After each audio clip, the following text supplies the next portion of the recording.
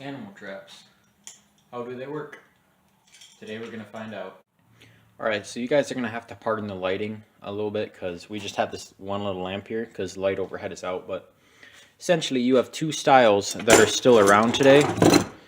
And you have the older style of long spring and you have the newer style of coil spring. This is pretty much the oldest style of trap they have.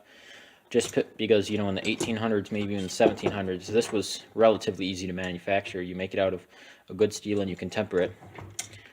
And the much newer kind, and this has gained popularity in recent days, is this coil spring. And you can see how that would be hard to produce without machinery. And nowadays, these are pretty much your most popular style of trap. They're a little bit cheaper, more manufacturers make them. And they have some advantages. And this is not necessarily a video talking about the advantages, but about the power style. So you can see here that this one has two coils on it. Your traps either come two coiled, which most of them do, or if you're getting a predator trap for maybe a coyote or something, it might be four coiled, which means it'll have two more coils over here. Although I've noticed that the coils over here will be much smaller than these ones. And when we go over to the long springs, your smaller mink and muskrat traps will typically only have one spring, but once you get into bigger style of animals, they'll have two springs. Two springs basically means it'll close faster, have more holding power. And so those are essentially the two main power systems that power the jaws that you have nowadays. Now,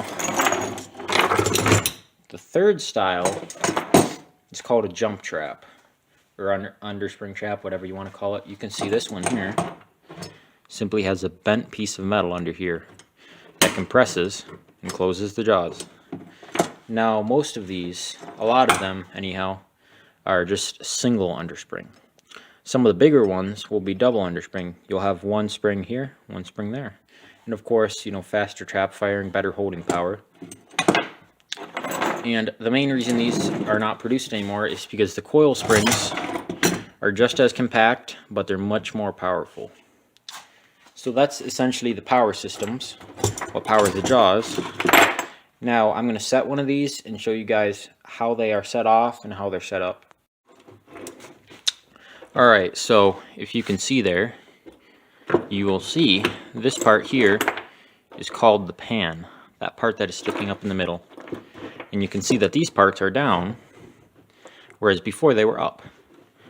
So if you see, the springs are hooked to these levers, and on a long spring, the spring basically pushes up on the jaws, and on these ones, just the springs are hooked to these levers which pivot, and these levers come up and fold the jaws together. And you can see that little metal piece is going over top of the jaw. This is called the dog, and you can see that it's under a notch in the pan. Now essentially what that does is the pan is holding on to this, preventing the trap from closing. So an animal will step on this and bring it down, and the pan will no longer be holding down this dog, and it'll fire like this.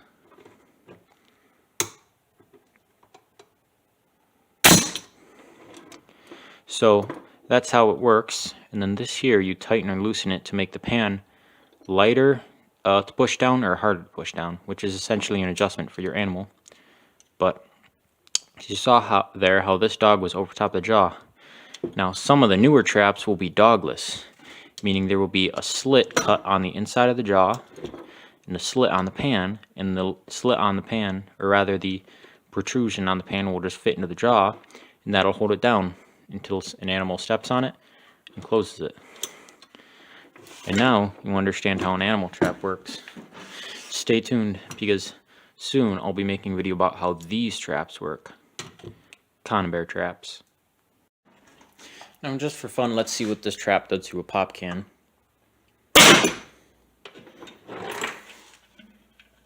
You can see there, it pinched it pretty good.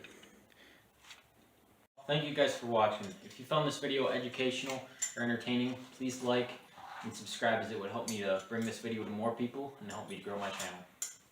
Thanks for watching. See you on the next one.